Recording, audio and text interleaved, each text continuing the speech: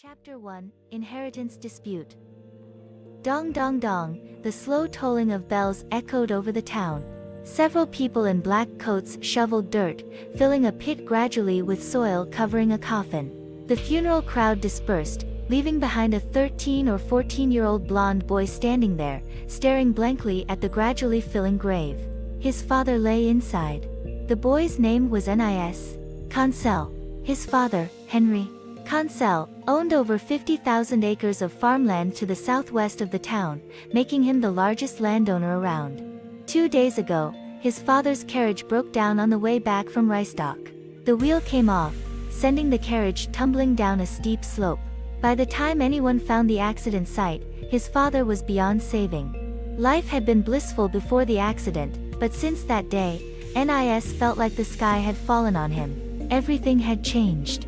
Previously, people in town showed extraordinary respect to him and his father. But now, they all seemed haughty, and to add insult to injury, a horde of relatives appeared out of nowhere. His family had been single lineage since his grandfather, unlike other families who had large gatherings during festivals. He used to feel regretful about being alone, but now, these ravenous relatives filled him with fury. They occupied his estate as if they were the rightful owners, taking whatever they pleased. But what made him angrier was the behavior of the household servants. Most of them seemed to have already sided with his distant relatives, believing they would inherit the estate. They eagerly disclosed every detail of the household's wealth to curry favor. If his father had been unkind and ungrateful, Nis might not have felt so much resentment. But his father treated everyone kindly. Their wages were the highest in town, and the servants never faced abuse. Compared to other households, theirs was practically a paradise. Why did good people suffer? Nis had always pondered this question. About 50 or 60 meters away from the graveyard, under a large tree, a dozen people stood in a circle. In the center stood a middle-aged man in a blue robe, corpulent with swollen eyes that lacked vitality except when discussing money. 2 men in black suits with top hats stood beside him, looking like clerks. The corpulent man was the mayor of the town, accompanied by 2 stewards. Each held a money bag, their eyes darting around, seemingly comparing the sizes. "This is just a small token, there will be additional rewards after the deed is done," said a curly-haired middle-aged man with a perpetual smile. "I've never put much stock in other people's promises," the mayor replied with the same smile, having heard many promises before, none of which materialized. He believed in seizing the moment. "We also bear some risks in this matter. If it fails in the end..." An impatient relative interrupted, feeling that they had already contributed enough. But they knew the pig coveted the estates, hoping for a share. "How could it possibly fail? You adults can't handle a mere child," the mayor scoffed, looking down on these villagers who didn't even understand the concept of seizing opportunities. "How much do you want, after all?" the impatient relative demanded. As soon as the question was asked, the curly-haired man knew things were turning sour. He had intended to make the pig understand there were other options, but now it had turned into a showdown. He cursed the reckless fellow in his heart but had no choice. They had gathered for profit, and there was no bond between them. The mayor raised a hand and flipped it twice. The relatives of Nis erupted into commotion. "Why don't you just rob him? It's like a dream." Greedy beyond limits. The mayor, with his watery eyes, remained indifferent. He wasn't greedy like these people. He had no designs on his own relatives. This was already an unjust act, and ill-gotten gains should not be turned down. He had already decided that after taking a hefty bite, he would leave this town and buy land in Frandon or Magna, becoming a landowner himself. After some haggling, amid the furious glares of Nis's relatives, both sides finally agreed on a suitable price. "Go fetch the boy and bring the priest here," the mayor instructed one of the stewards. Summoning the priest was necessary because this matter required the priest to act as a notary. The priest represented the church, and no one dared to question the impartiality of the church. So even if someone wanted to challenge the outcome in the future, they would have to consider the reputation of the church. Like all the small towns in the kingdom of Frank, there was a small church in the town. The priest in charge of this church was named Lyle, and he had been here for 10 years, being good friends with Nis's father. "Don't you think it's risky?" I've heard that the priest and Henry were close. What if he favors the boy? A relative questioned. The mayor didn't seem concerned. He chuckled and said, "Don't worry, the priest is a reasonable man. He understands the meaning of justice." The curly-haired middle-aged man nodded in agreement. Since the church wasn't far from the graveyard, the priest arrived soon, accompanied by Nis, who was led there by one of the stewards. The corpulent mayor had already wiped away his smile, his face now filled with sorrow as if he were burying his own family. After a forceful sob, he spoke with a tone full of sympathy. "I understand that you're feeling very bad right now, and I know this might seem harsh to you, but there's something I must tell you. Your identity is in question. We can't find your father's marriage record, and there's no mention of a mother on your birth certificate. So legally, you don't have the right to inherit everything from the Consell family, including the property, land, and title." It felt like a thunderbolt striking his head, and Nis felt dizzy. He had thought these relatives were here to claim guardianship, something he had heard of before. He hadn't expected them to be so ruthless, not opting for the gentle way but instead planning to snatch everything directly. Fortunately, the priest interjected, "I am well acquainted with the Baron. I have watched this child grow up, and there is absolutely no mistake in his identity." Before anyone could react, a relative of Nis jumped in. "Henry was never married. We, his relatives, know this best. This kid is either adopted or a bastard, and in either case, he has no right to inherit." "You're lying." Nis was furious. He wouldn't allow anyone to slander his father. His father lay not far from here. Father said that mother came from a noble family in Piast, and at the time, father was serving as a supervisor in Piast. Nis didn't finish his words because a strong hand clamped down on his neck. He felt all the blood rushing to his head, his face turning red and then purple. How can we believe the words of a child? The curly-haired man blocked the priest's view and pulled him away. After walking about 10 meters away, he turned to look towards the direction of the church, making a series of clicking sounds with his tongue before saying, "The church seems to be in need of repair due to its age, and it fails to reflect the glory of God. To demonstrate our devotion to the Lord, we have already planned to contribute 500 grosso for the church's renovation." Father Lyle suddenly felt something being slipped into his sleeve, causing it to weigh down. It definitely wasn't an iron block. "This matter is actually easy to investigate. Piast is not too far away, and a fast horse can reach it in a day and a night." The priest refused to back down. He wasn't saying this out of a sense of righteousness. His thoughts were similar to the mayor's. Just the thought of the enormous wealth involved made him uneasy. Giving him only 500 silver coins was too little, even in gold. "Henry served in Piast, and we are well aware of it. Before coming here, we made inquiries there. There are 2 people who worked with him who can testify that he was never married. Even if we were to run over there, it would be a waste of time. Piast is nothing special, just a bunch of impoverished nobles who may have been glorious once, but their fortunes have declined. Those people would say anything for money.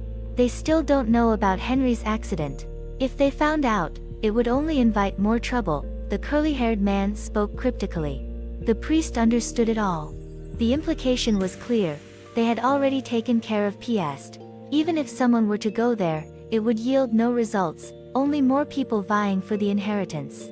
This was both a warning and a concession, as it indicated their reliance on the priest. "We must discuss how to renovate the church sincerely, with reverence for the Lord," the mayor said. The priest understood immediately, and now it was just a matter of bargaining. The house was empty, all the things inside, as long as they could be taken, had all been taken by those relatives. Even the iron pot on the stove had not been spared. Niss wandered alone in the house. Most of his relatives lived in the manor, and the most important things like the title deeds, seals, and authorization letters were all there, and the property that should have belonged to him was also there. The place was big enough to accommodate so many people. And this house was where his father lived when he came to town, with only 2 bedrooms. Even this house didn't belong to him anymore. 3 days later, he would be sent to the monastery. Of course, he didn't think his relatives would be kind. There must be a reason for this. He just couldn't guess. Click, a sound of unlocking. Niss was startled. The room was too spacious and too quiet. Any sound would seem very loud. He couldn't help but be afraid. Just now, he was wondering why he was being sent to the monastery, so now he was very suspicious that it was fake, and his relatives were planning to murder him for his money. There was nowhere to hide. Niss took a poker from the fireplace, which was too dirty to be taken. "Master, are you there? Master?" The door opened, and an old woman's voice came through. Niss breathed a sigh of relief, his body softened, and he almost sat on the floor. It was the housekeeper. Since his relatives came, most of the servants in the house had gone over to their side, and only a few had chosen to leave, including the housekeeper and her man. Niss had a deep affection for the housekeeper, who had raised him with his father in this house. Besides his father, he was closest to the housekeeper. Niss put the poker back in the fireplace and went downstairs. The housekeeper stood in the middle of the hallway, her eyes filled with tears, wearing a cloak for going out, with a package in her elbow and a suitcase in her hand. "Are you leaving?" Niss felt a little sad. "Master, take care of yourself in the future." The housekeeper sobbed, covering her mouth to keep from crying. Niss's heart was also sore. The two of them faced each other in silence, and after a long time, the housekeeper gently placed the suitcase she was holding in front of Niss. "Master, these are all the old master's things, mostly letters. The old master used to let me keep them for him after reading them, but I don't know what's written in them. Maybe they'll be useful to you." Niss took the suitcase, and for a moment he didn't know what to do. Even if there was something useful inside, he didn't know who to ask for help. The pig of a mayor was definitely unreliable, and the priest was no good either. During the day, those two were whispering, and he heard everything. The housekeeper was trustworthy, but she and her man were honest people, and they probably wouldn't be able to help either. "What are your plans for the future?" Niss asked softly. "My husband and I plan to go back to the countryside. When we redeemed ourselves with money, the old master didn't actually take our money. On my husband's birthday, the old master gave us the money back as a gift, and my husband used that money to buy 10 acres of land in the countryside. That piece of land used to be rented out to others to farm, but now we're going to take it back and farm it ourselves. I wish you all the best. You're good people." Niss kissed the housekeeper's cheek. The housekeeper left, and the house returned to its original silence and emptiness. Niss sat down on the ground and opened the suitcase. It was a mess inside, just like the housekeeper had said, mostly letters, all of which had been opened. It was already dark, and there were no lights in the house, not even a candle or firewood could be found. The only light was the moonlight coming in through the window. He moved to the window, where he could just barely see the words on top in the moonlight. Suddenly, there was a sound of hurried horse hooves on the street. It wasn't just any horse hooves, the sound was urgent and short, noisy but not chaotic. It started far away, and in a moment it was at his ear, and then it quickly went away. Niss stood up immediately and looked out the window. He could only vaguely see a team of horses in the distance. After a long time, he thought there was nothing wrong, but he heard another sound of horse hooves coming from far away. This time the sound of horse hooves was a bit chaotic, but it came just as quickly. There were not only horses, but also a few points of white light that came closer and closer with the sound. At first, he thought they were horse lanterns or torches, but when they got closer, his eyes widened. Those few points of white light were not on the ground, but floating in the air. The next moment, Niss thought he saw angels. Flying in the sky, with wings on their backs, emitting white light all over their bodies, they were just like the angels mentioned in the Bible. The only strange thing was that the pair of huge wings seemed to be unable to flap up and down. Niss kept staring at the sky, but he also saw the team of horses rushing past on the ground. They were indeed not an ordinary team of horses. The people riding on the horses were all wearing war robes, holding crossbows in their hands, and there were big swords hanging in front of the saddle. He didn't know how many people were in this team. It felt like there were a lot of people. The thundering sound of horse hooves shook the ground, and the ceiling also fell down line. After half a minute, the team of horses finally passed. The people in the town had all been alarmed, and the windows of many houses were lit up, and faces that had been frightened came out of the windows to look out onto the street. After a long time, people began to come out of their houses and run onto the street. Niss also ran out, anyway, he had nothing left to lose. The town was getting busier and busier, and everyone was greeting each other, asking if they knew what was going on. But everyone avoided Niss, intentionally or unintentionally. Unfortunately, no one had an answer, only various guesses. Everyone gathered at the entrance of the town hall in confusion. After about half an hour, the door of the town hall opened, and the mayor, moving his fat body, came out, followed by Hawk, the town's official in charge of issuing orders. Hawk held a bugle and blew it hard, the sound of which was unusually piercing in the night. Putting down the bugle, Hawk shouted in his unique loud voice, "The remnants of the Templar Knights raided the prison at dusk, and 62 heinous criminals escaped from the prison. The kingdom and the church are now chasing these dangerous men." Hawk raised his voice again, "By order of the king, if anyone finds the whereabouts of the remnants of the Templar Knights, they must report it immediately. The king will give a heavy reward. Killing a remnant of the Templar Knights can earn you 2,000 groats, and capturing one can earn you 5,000 groats. If anyone knows but doesn't report it, they are guilty of the same crime as the remnants of the Templar Knights." The order was repeated 5 or 6 times. The people in the town reacted differently, some went home after hearing it. No one was too clear about whether the Templar Knights had blasphemed God, but everyone knew how powerful the Templar Knights were, and although the reward was very tempting, it would take a lot of courage to claim it. But there were also many people who were greedy for money and chased after the direction the team of horses had gone. These people didn't expect to be able to kill the remnants of the Templar Knights. The 5,000 groats were too difficult to get. They only hoped to find some footprints or something. There were also some smart people who didn't rush to chase after them, but went home first to get a few dogs. For a while, the town was filled with the sound of barking dogs. Niss wasn't interested in joining the crowd, he had enough troubles of his own. Besides, the Templar Knights had always been heroes in his heart. When he was young, he used to fall asleep listening to stories about the Templar Knights and the Crusaders. He even dreamed of joining the Templar Knights one day. Of course, that was just a thought. He was an only child and was destined to inherit the family business, and joining the Templar Knights meant a lifetime of celibacy and dedication to God. But that didn't stop him from admiring the Templar Knights. A few years ago, he suddenly heard that the king had ordered the arrest of the Templar Knights in the country, and claimed that the Templar Knights had blasphemed God. He couldn't believe it. Later, even the Pope made such a judgment, and he was completely confused. The Pope was the representative of God on earth, and he shouldn't be able to make a mistake. It was only at that time that he heard his father say something. His father told him that the king's arrest of the Templar Knights was most likely because he wanted to get the Templar Knights huge wealth. Besides, there were rumors that the Templar Knights wanted to establish their own principality in Frank. There were also rumors that the king hoped that one of his sons could join the Templar Knights and become the next Grand Master, but he was refused, so he was angry. Anyway, according to his father, the Templar Knights were innocent. Back in the empty house, Niss no longer felt lost and helpless. The stories of the Templar Knights in the past made him have a sudden thought. Since he had nothing left, why not leave? Just like the knights-errant in the stories his father told him, a man, a sword, and a horse roamed the world. Suddenly, Niss remembered something. There seemed to be a sword in the attic that he had played with when he was a child.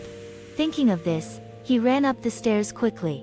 The entrance to the attic was in the bedroom that used to belong to his father. Under the windowsill of the bedroom, there was a hidden compartment that was not easy to find. Niss used his fingers to pull out an iron ring from the compartment, which was tied to a rope. He pulled hard. A piece of the ceiling slid open by the wall, and a ladder came down from above. The room was very dark, and the attic was even darker, but after the ladder reached the ground, a light came on inside. Niss climbed up to the attic carefully. In his memory, it was very low, and he would bump his head even if he bent down. This place was rarely visited by anyone, so it was inevitable that there would be some dust and the things were piled up a bit messy. But for him at the moment, the messy things in front of him were his only wealth. In the innermost part, there was a large wooden box, and he remembered that the sword was in the box. Niss crawled over and opened the wooden box. There was indeed a sword inside, and it was a two-handed sword used by knights, and beside it was a set of armor. Now he only lacked a horse. The stable was at the back of the house, but Niss didn't expect there to be any horses left there. His relatives had taken everything from him except the poker. Niss continued to search the attic. He found some candles and a few pieces of flint, which he could use. There were also a few rolls of thread and a sewing kit, which he took with him. If his clothes were damaged, he could mend them himself. Although he had never done it himself, he often watched the maids do needlework, so he knew how to do it. There was also a pile of curtains in the corner. Niss took one, which he could use to wrap things up. He wrapped everything else up in a bundle, and with the small package in one hand and the long sword in the other, Niss came down from the attic. The ladder automatically retracted, the light above went out, and the line under the windowsill retracted. Everything was back to normal. Finally, he glanced at the bedroom and reluctantly left with his things. From now on, he would walk the world. He didn't dare to go out the front door, which faced the main street. If he was seen, he would never be able to leave. Niss went through the kitchen into the yard, and he glanced at the stable. There was supposed to be no horse in the empty stable, but there was one. Niss rubbed his eyes hard, suspecting that he was hallucinating. The horse was still there. Niss didn't know what to say. He could only guess that this might be a gift from God. But when he walked up to the stable, he almost screamed. There was a person lying next to the horse's front hoof. It was an old man, with a head full of white hair, and his pale beard was covered in blood. His body was covered in blood, and everywhere you could see was blood. Niss's mind went blank. After a long while, he came to his senses. This might be the remnant of the Templar Knights mentioned in the order just now. Without even thinking, Niss walked quickly to the old man's side and tried to pick him up. Unfortunately, he didn't have enough strength, so he could only drag the old man's upper body up. After circling around the old man, he tried to lie down on the ground and slowly moved the old man onto his back. After picking up the old man, Niss walked towards the kitchen. But when he was about to enter the door, he hesitated. The house was empty now, and unless he hid the person in the attic, he didn't have the confidence that the ladder could support the weight of 2 people. Besides, even if he hid in the attic, it might not be safe. His relatives had been knocking around during the day, trying to find hidden rooms. If they did the same tomorrow, the attic would probably be discovered. Niss turned around and walked towards the back. There was a brewery behind the yard. His father was very different from the other lords nearby. He didn't rely on the income from the land to support his daily expenses, but on making money from business. The brewery was the largest source of income in the house. But few people knew about this. To avoid attracting attention, when the brewery was built, it was made to look very small on the surface, with only 2 fermentation tanks dug out. In fact, there were 8 more fermentation tanks, extending all the way to the bottom of the courtyard. With so many fermentation tanks, it was one of the best in the area for miles around. His family could produce at least 50 barrels of wine a year. All this was done by his father alone. To keep it secret, he even bought grape juice from different vineyards separately. The door of the brewery had always been closed, but now it was open, and the lock was obviously forced open. No need to guess, Niss knew that this was the work of his relatives. From the open door came a strong, intoxicating smell. The smell was so strong that it made people want to sneeze. Niss kicked the door open with his foot, and what he saw was a scene that made him sad. Where his relatives had been, it was either clean and empty, with nothing left, or it was messy, and the brewery was obviously the latter. The floor was covered with scattered dregs, and there were long sticks and brooms thrown into the fermentation tanks. Obviously, his relatives suspected that his father had built a secret room here, so they poked and prodded the fermentation tanks with long objects. Niss looked at the contaminated fermentation tanks, feeling heartbroken. The most precious thing in his family was these fermentation tanks. These too were completely ruined. Once they were thrown into dirty things, the wine produced in the future would have a strange taste. There was nothing in the brewery except for the fermentation tanks, and there was a large copper boiler, which was used for steaming wine. Unfortunately, there was a big hole in the wall of the boiler. Obviously someone suspected that there was treasure inside. In a corner of the brewery, there were many barrels of wine, all of which were empty barrels. It was not yet time to make wine. Niss saw that most of the wine barrels had been smashed open, and a sense of anger rose from the bottom of his heart. Even if there was a deep hatred, there was no need to go to this extent. Those people were still his relatives. Someday, I will make you all suffer. Niss gritted his teeth and vowed in his heart. There was indeed a secret room here. Niss put the old man on the ground and carefully pushed a row of wine barrels against the wall. The row of wine barrels seemed to be pressed down by other wine barrels, but they were easily pushed aside, revealing a dark hole. Niss dragged the old man down the steps through the hole. The steps were not long, and below was a narrow and long tunnel where a person could stand up straight. Every 5 or 6 meters on the wall was a faucet. When the brewery was built, there was this secret room, which was used to pour out the wine. Putting the old man on the ground, Niss sat on the steps and gasped for breath. He was exhausted. Not only was he exhausted, but he was also very hungry. Most of the servants in the house had joined his relatives, and a small number had left. He hadn't eaten since noon, and he hadn't even had any water to drink. Niss looked at the faucets, his mouth watering. There were more than 10 tons of wine in there, but unfortunately, it hadn't been steamed yet, and he absolutely dared not drink it. Suddenly, a faint groan came into his ears. The old man woke up. Water. The old man's voice sounded weak. Niss looked around and found the package. He found a silver flat pot in the attic, which was originally intended to be used as a water pot. He suddenly slapped his head. When he was carrying the old man just now, he threw the package into the stable. Wait for me, I'll be right back. Niss stood up and ran up. As soon as he left, the old man's eyes opened. Although he looked very weak, the old man was not completely unable to move. He had actually woken up when Niss wanted to pick him up.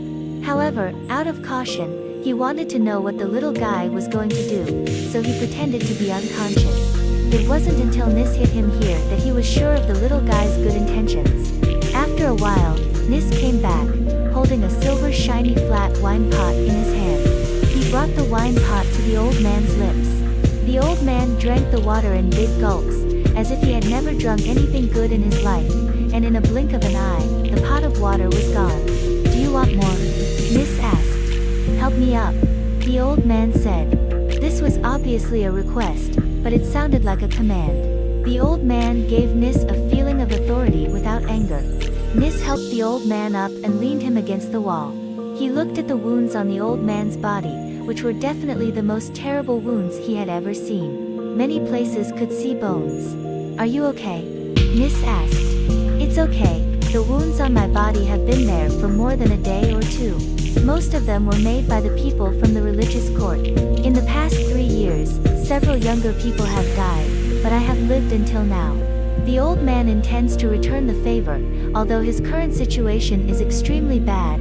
In his eyes, Nis's troubles are simply not worth mentioning. This is the difference in status, and the difference in perspective. In fact, when Nis was swearing, the old man had already guessed what was going on. It's funny to say that Nis's troubles and the troubles of the Templar Knights are almost the same. They are both a large sum of wealth being targeted by others.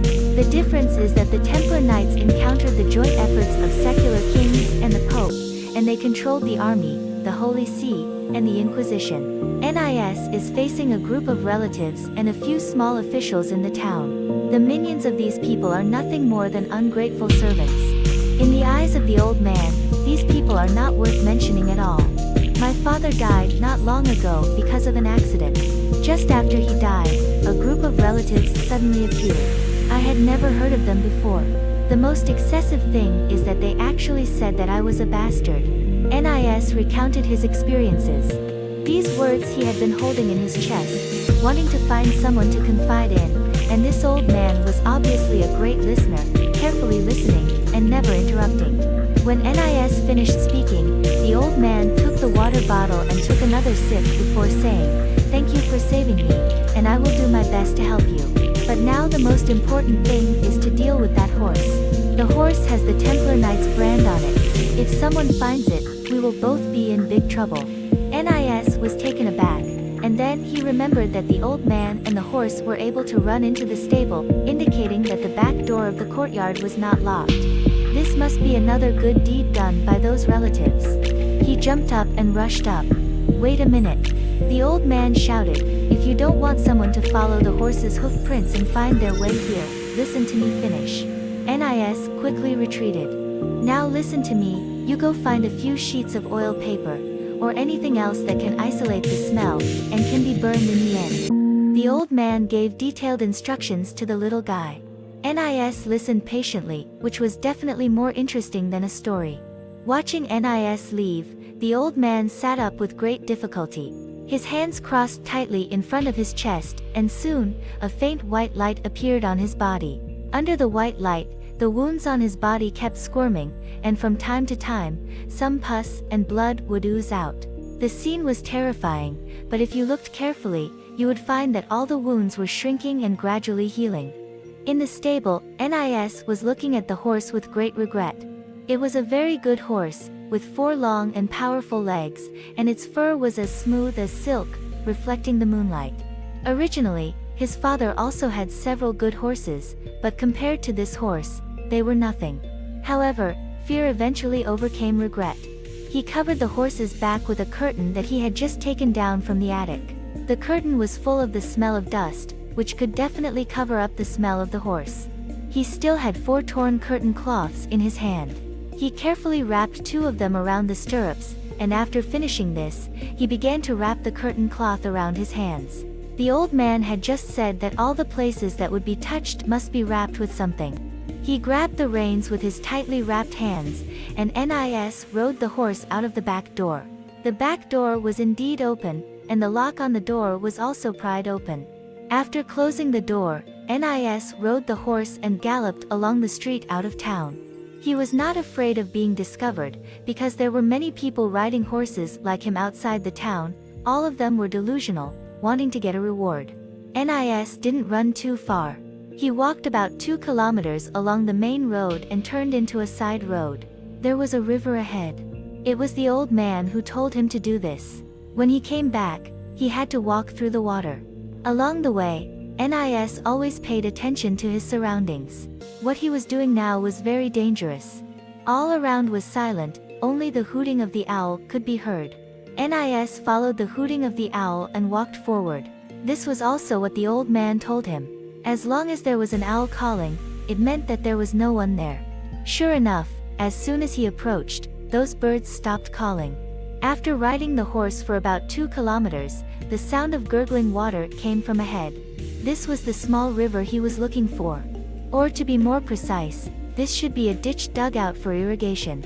The water here was very shallow, at most up to the knees. Nis jumped off the horse and pulled out a wooden thorn from behind. It was made by cutting a broom handle from the fermentation tank. The top was extremely sharp.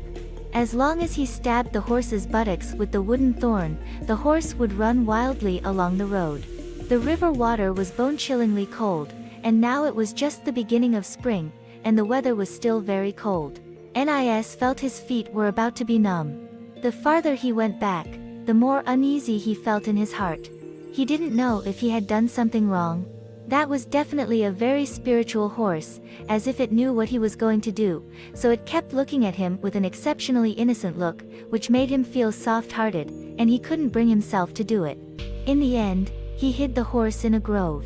This was what he thought. In case no one found it, he might still have a chance to come back and take the horse away. Nis understood in his heart that this was just an excuse to make him feel better. On the way back, he had regretted countless times, but now it seemed a bit late to go back. He didn't want to wade through the water again, his feet were no longer his own. Looking at the shadow of the mill in the distance, Nis knew that the town was not far away. As he approached the outskirts of the town, there were many flickering lights, which were the townspeople carrying torches, searching for the remnants of the Knights Templar. Finding a dry spot, Nis spread the curtain on the ground and stepped on the curtain to get ashore. This was also the old man's instructions. Using the curtain to wipe his frozen feet, he finally felt a little better. After sitting on the ground for a long time, he put on his socks and shoes again. Before going home, he had to destroy the last thing that could expose him. The curtain was carefully folded up, along with the 4 strips used to wrap the stirrups and hands, and then wrapped tightly around the wooden thorn. By the time Nis came out of the path and returned to the main road, he had lit a torch in his hand. Approaching the town, he saw a large iron frame at the entrance to the town. Before entering the town, all those who had found nothing threw their torches into the frame. Torches were dangerous things, and if thrown randomly, they could cause a fire. Nis also threw his torch into the frame. Looking at the blazing fire, which completely swallowed up the last piece of evidence, his worries finally eased a little. Sneaking back into the courtyard from the back door, Nis followed the old man's instructions and washed the entire courtyard with well water. Then he used a long wooden stick from the fermentation tank to pick up some wine lees, sprinkling them around the courtyard, stable, and entrance, and then randomly stepped on some footprints.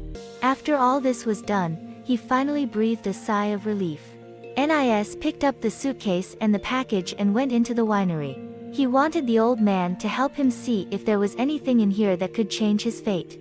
As soon as he entered the secret room, Nis saw the old man holding a silver pot, standing by a faucet, and wine was flowing out of the faucet into the pot. "This can't be drunk," Nis exclaimed. "Don't worry, I know what I'm doing," the old man said with a smile. At this moment, he looked much better than before. Not only did he look energetic, but even the wounds on his body had healed almost completely. After filling the pot, the old man made a cross with his fingers on the pot. Suddenly, the spout of the pot lit up, and light shot out from inside. It was as if it wasn't wine lees inside, but flames. When the light went out, the old man raised the pot and said, "Now you can drink it." He took a sip and then exhaled the wine gas, saying, "This is very good. If it turns into wine, it would be even better." Just now, that was. Nis pointed to the old man in amazement. "It was magic, I am a priest," the old man explained. Nis finally understood why the old man said that many younger people had died, but he had been able to live until now. As a priest, he could naturally heal the wounds on his body. "I want to ask you to help me look at these things." Nis carefully placed the suitcase at the old man's feet. "What's inside?" "It's a letter from my father," Nis said as he lit the candle. The old man didn't refuse. His life was saved by Nis, so naturally he had to repay him. There was no table or chair in the secret room, so the old man could only put the candle on a step, and he leaned against the step, which was a bit more comfortable. He looked at the things very quickly. Most of the letters were just glanced at and then put aside, but occasionally he would look very carefully, and those letters were all placed aside by him. Time passed by second, and the candle burned shorter and shorter. When the candle burned down to 1/3, the old man stopped and rubbed his eyes. "Do you want to hear the truth or a lie?" The old man put down the last letter, and gave such a strange choice. Nis suddenly had a very bad feeling in his heart. "Is the lie more pleasing to the ear?" Nis asked tentatively. "You are very clever." The old man nodded. "You don't have to worry about being kicked out. Your father actually prepared everything for you. If it weren't for this accident, maybe it wasn't an accident at all." The old man seemed to think of something. "Can I get back everything that belongs to me?" Nis was suddenly excited. He didn't notice the last half of the sentence that the old man muttered. "Yes, those relatives of yours will spit out everything they took, and you can also get compensation. But, if that's the case, your troubles have just begun." The old man looked at Nis. He didn't know if the little guy was worth his effort. Nis had just saved him, which made him grateful, but also gave him a good impression of Nis's kindness.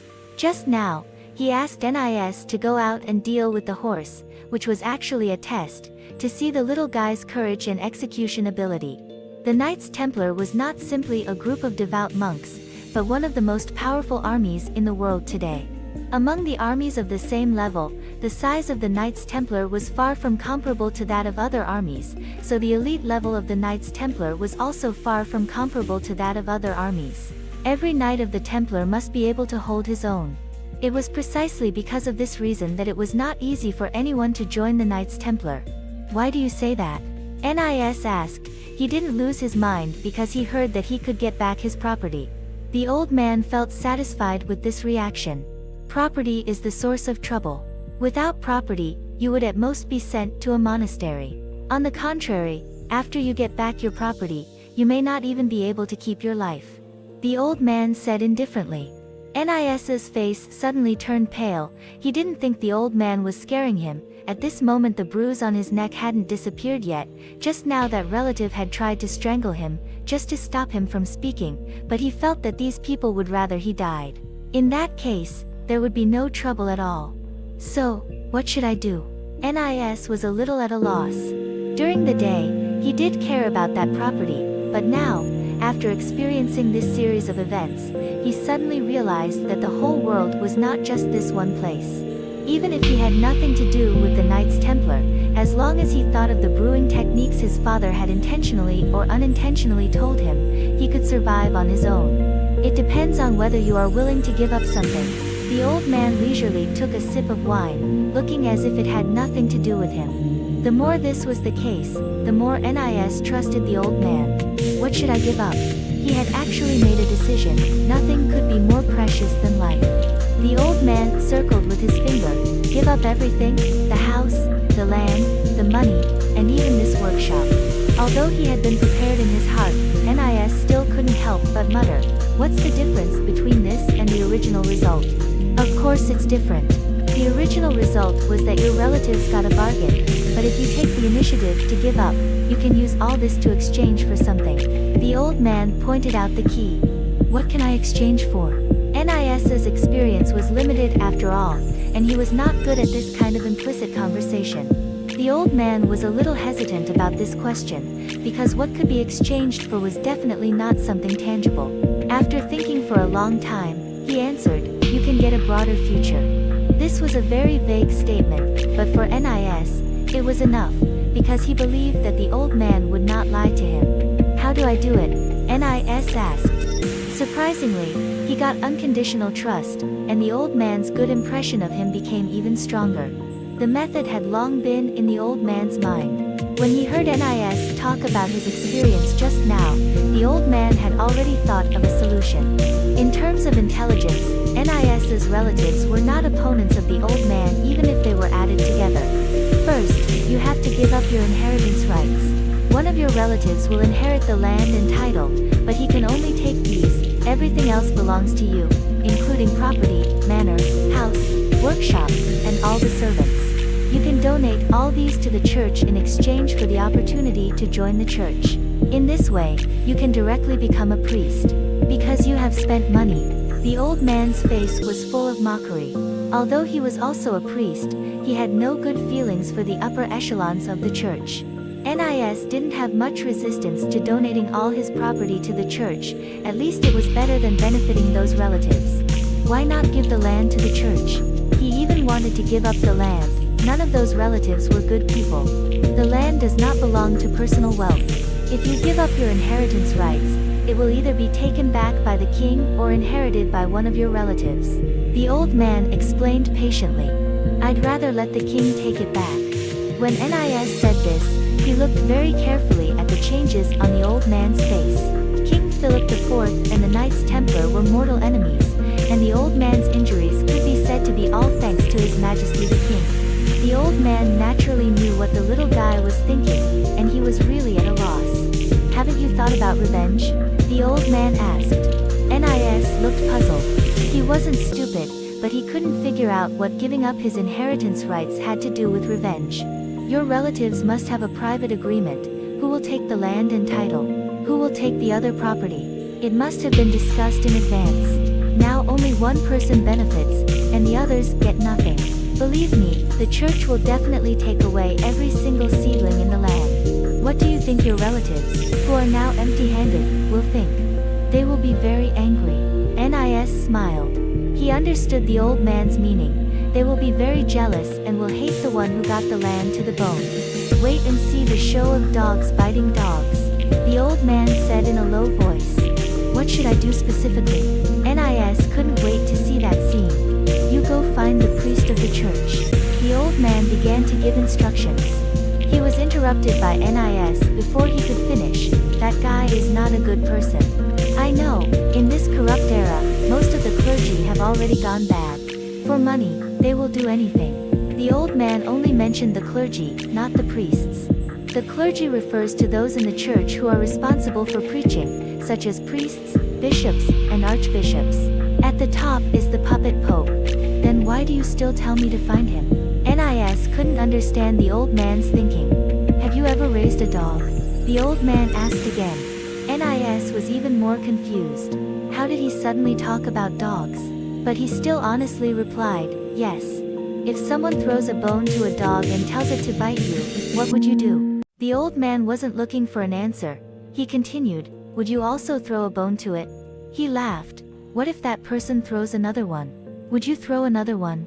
Wouldn't that be giving the dog an advantage? Nis seemed to understand a bit. He even felt that the priest was indeed somewhat like a dog. What would you do? He asked. If I were you, I would turn around and grab a stick. Dogs are smart.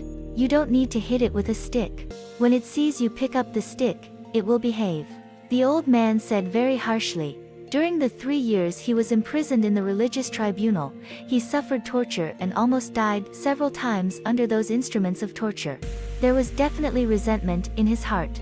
The old man was talking about Nis, but he was thinking about how to help himself and the Knights Templar get justice. After a long time, he picked up a letter and handed it to Nis. Your father had already prepared this stick. Your father's untimely death prevented him from giving you the stick. Nis hadn't had time to read all the letters, and some of them were written in a confusing way, so he didn't know what they were saying. So he only read a small part and felt a headache. He carefully opened the letter from the old man and read it. It was a letter from a priest named Trinidad Gons to his father. It mentioned that he agreed to baptize Nis, and there were also some pleasantries. It seemed that this priest had a good relationship with his father. The old man knew that Nis would definitely not be able to see through the situation, so he explained on the side, if I'm not mistaken, the bishop of the Langley diocese is called Trinidad Gons. This person has risen very quickly and has a bright future. I knew it. I couldn't be a bastard. Nis was excited. This was the most troubling thing for him. The old man watched Nis venting there, his face showing no hint of joy, his eyes full of pity. Nis gradually felt that something was wrong with the atmosphere and looked at the old man with suspicion. I don't want to lie, but I'm afraid your relative's suspicions are correct, the old man sighed.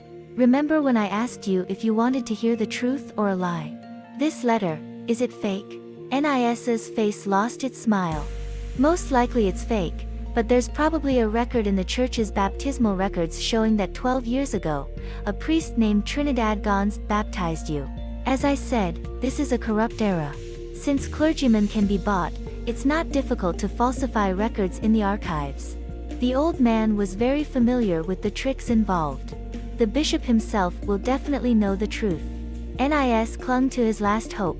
Unfortunately, the old man didn't allow him to have his way. Who would remember a baptism that took place over a decade ago? Besides, your father had already prepared everything for you. He must have made everything seamless. Nis stepped back. Compared to the slander from his relatives, the old man's plain words were definitely more damaging. Why are you so sure this is fake? Why are you so sure I'm a bastard? My father. Nis didn't know how to continue. The old man watched Nis's injured eyes. Although he felt some pity, he ultimately decided to kick the boy into the abyss. This was also a kind of test. Alright, listen up. The old man sat up straight and suddenly became serious. He picked up a pile of letters that had been sorted. Nis flipped through them. These were the letters he couldn't understand.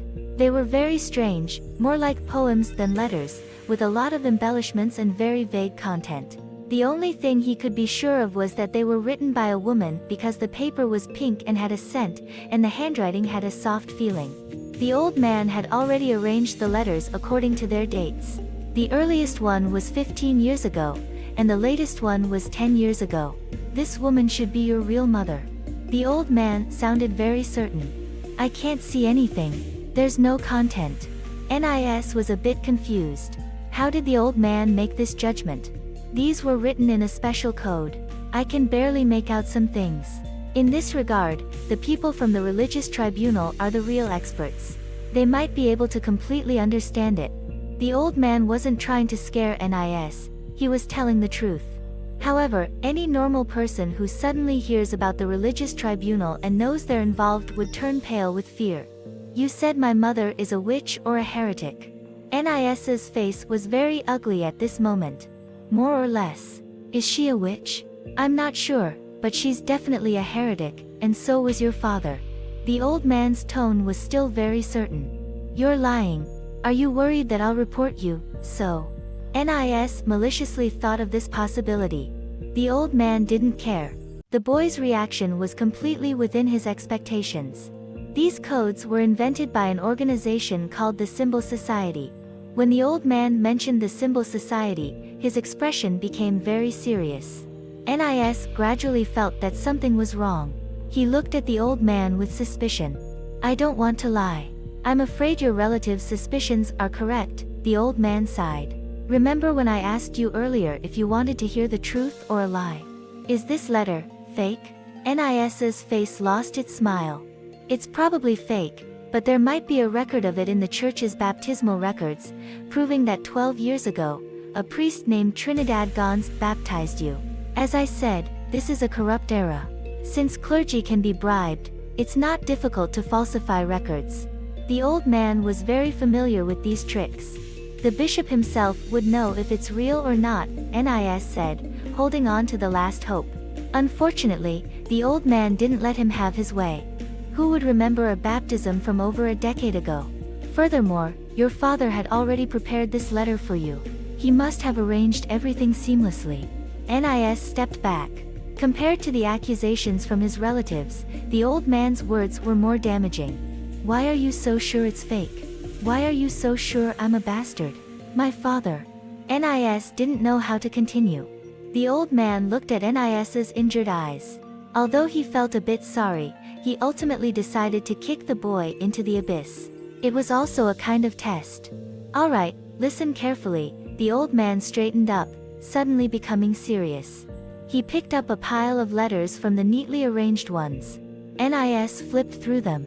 They were the same kind of letters he couldn't understand. They were very strange, more like poems than letters, with a lot of embellishments and vague content. The only thing he was certain of was that they were written by a woman, as the paper was pink and had a fragrance, and the handwriting had a soft feeling to it. The old man had arranged the letters by time. The earliest one was 15 years ago, and the last one was 10 years ago. This woman should be your real mother, the old man said, his tone unusually certain. I can't see anything. There's no content on them, Nis said, puzzled. How did the old man make such a judgment? They're written in a special code. I can barely make out some things. People from the religious tribunal are the real experts in this. They might be able to fully understand them. The old man wasn't trying to scare Nis, he was telling the truth. But hearing about the religious tribunal and knowing he was connected to them would make anyone turn pale. You said my mother is a witch or a heretic. Nis's face was very ugly. More or less. Is she a witch? I'm not sure, but she's definitely a heretic, just like your father. The old man's tone remained certain. You're lying. Are you afraid I'll report you, so? Nis thought of this possibility maliciously. The old man didn't care. The boy's reaction was completely within his expectations. These codes were invented by an organization called the Society of Symbols. The old man's expression became extremely serious when he mentioned the Society of Symbols. Nis felt the gravity of the situation. He repeated the name, Society of Symbols, over and over again. For some reason, the name made him feel mysterious and powerful. It's a secret organization. Ordinary people don't even know it exists. Even among the lower-level members of the church, few have heard of it. Only when you reach a certain level will you be eligible to learn about it. Members of this organization communicate with each other using various codes and symbols. The letters you have use a relatively low-level code. If you join the church, you'll definitely have the opportunity to deal with the religious tribunal. By then, you'll know whether what I said is true or false. Nis almost believed it was true. Compared to being a bastard, being a child of two secret heretic organizations was more dangerous and more shameful, but it made him feel much better. After a while, he walked unsteadily toward the steps, apparently intending to leave. Where are you going now? The old man asked. Didn't you tell me to find the church's priest? Nis turned to look at the old man. The old man shook his head, apparently not thinking it was the right choice. It's too late now, And besides, your mood isn't right. Nis touched his cheek. It was cold, and although he didn't have a mirror, he could guess that his face was probably pale. He had experienced too much today and learned too much, making it difficult for him to bear. Let's go tomorrow. Before you go to the church, think about how to talk to the priest. The old man suddenly sighed. Even with him guiding from behind, it was a bit too much to expect an underage child to face a group of malicious adults. Let me do you another favor. I don't know if this is good or bad for you. The old man pulled Nis closer to him. Kneel down on the ground and relax your body, he commanded. Nis did as he was told. The old man placed his hand on Nis's head, and a glowing, mysterious symbol appeared on his hand. It was definitely not a language from any country, because it was too complex and almost alive, constantly changing. Nis felt his whole body becoming heavy, as if his head was filled with lead. At first, he tried to hold on, but gradually, he couldn't resist anymore, and his head tilted onto the old man's lap.